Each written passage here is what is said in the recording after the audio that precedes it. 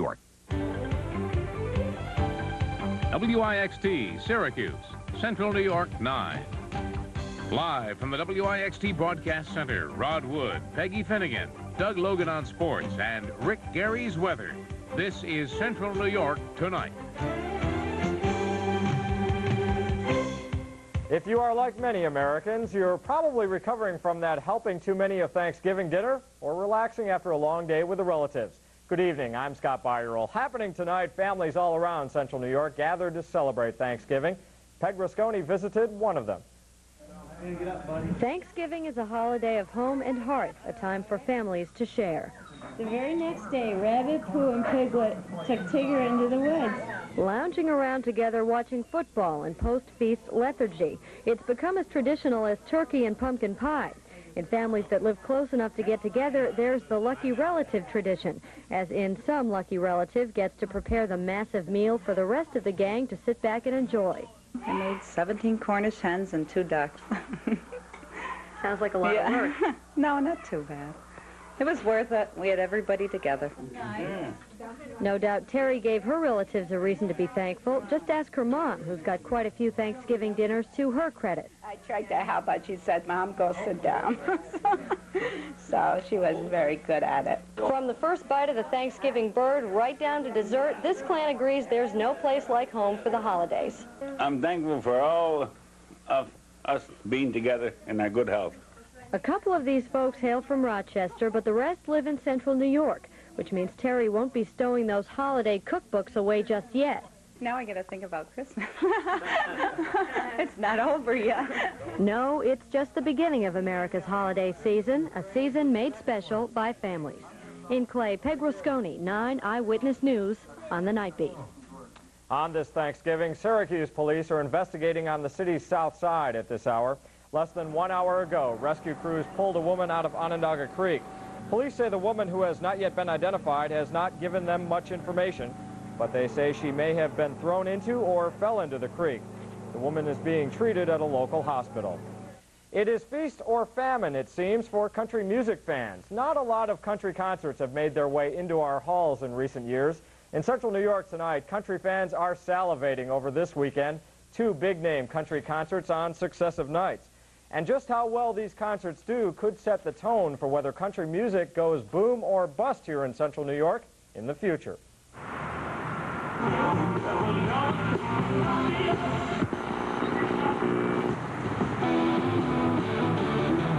Most would not, at first glance, picture Syracuse as a country music town.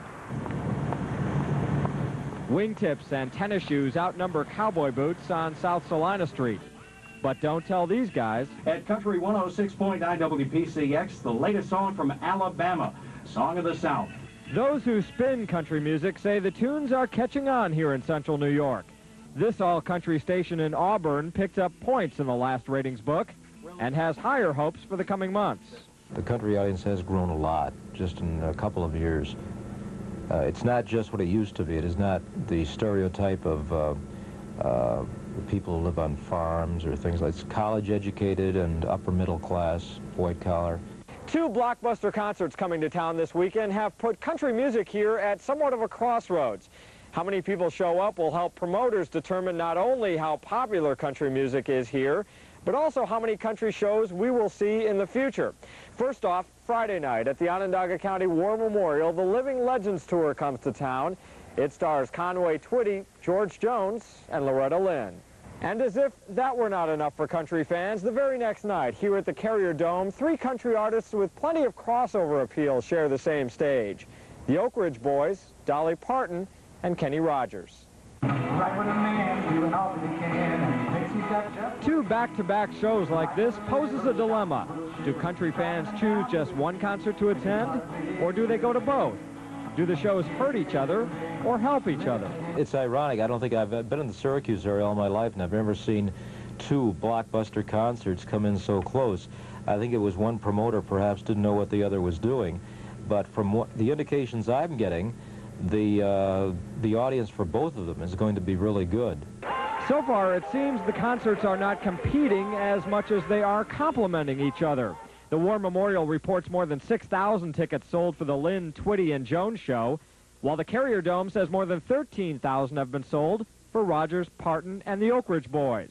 And promoters hope for even more walk-in sales the night of the shows. It's a very exciting time right now in country music because there's so much variety in country music. It's fun to play. It's fun to work with. Promoters say that kind of support should help bring more country concerts to Central New York in the future.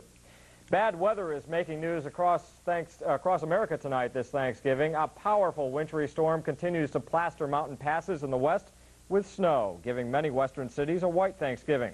Forecasters say winds of up to 40 miles an hour push snow into drifts that clogged roads from Washington State to the Colorado Rockies. Ski operators are happy, though. The 4 feet of white stuff means an early end to a prosperous ski season.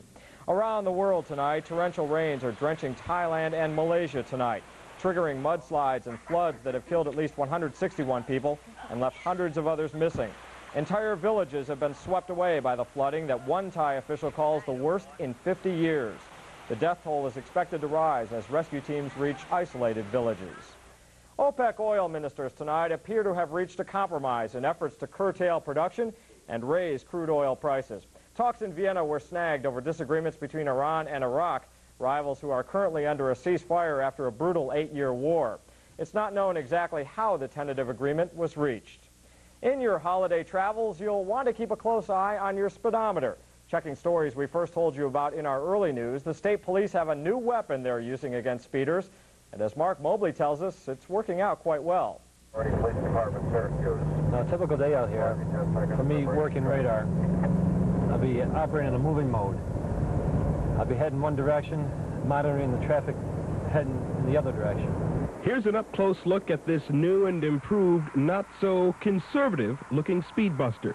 And after only a couple of months on the job, as far as the state police are concerned, this Mustang is a proven asset. I find that my productivity has increased by using this vehicle. I also noticed that the stopping time of the vehicle has shortened quite a bit, considerably. So yes, it has worked out to be quite efficient. For years, police have had to beef up patrols along roads like this one, especially during the holidays. The reason? Well, apparently not enough people are listening.